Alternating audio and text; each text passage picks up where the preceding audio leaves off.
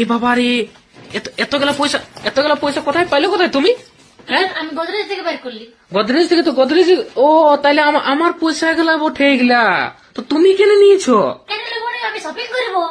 এ গো, এগুলা শপিং করার পয়সা লয়, এগুলা ঘর সংসার চলছে, কোনো অসুবিধা হইতে গেলে আমি ঘরে রাখিয়েছি, কোনো অসুবিধা হইতে গেলে মানে কাজে লাগবে। তুমি যদি বলো শপিং করবো তো হয়, বলো? হ্যাঁ, এই পয়সা গুলো সব নিয়ে যাইছো, কত পয়সা আছে দেখছো? হ্যাঁ, দাও পয়সা গুলো, দাও, অমনি করো না, দাও। হ্যাঁ, আমি দেবো না, অমনি করো। আমি শপিং করবো, বলে দিছি তো তাকে, বেশি বেশি করো না। অত পয়সা শপিং করে বলো না তুমি? শপিং করবো, যা। তো ওই পয়সা গুলা দাও, ওগুলা ঘরে সংসার চলছে। দেখো আমি বেশি বেশি করলে আমি ফাইলে দেবো, কিন্তু দেখে নাও। ফাইলে দেবো। না, তুমি নিয়ে যাও বাবা। কি ভাবছো নাকি আমি শুধু এই পয়সা গুলো নিয়ে গেছি, তোমাকে তো আরো পয়সা লাগবে, এটা আমার কিছুই হবে না, বুঝলে? বাবা রে, একটা ড্রেস আমার কত আছে জানো না? কত? কত? 4000 5000? তবে তো তাও তো অনেক পয়সা আছে।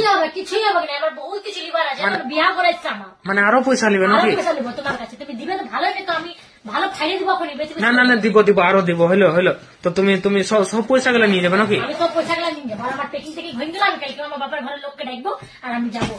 বাবা রে।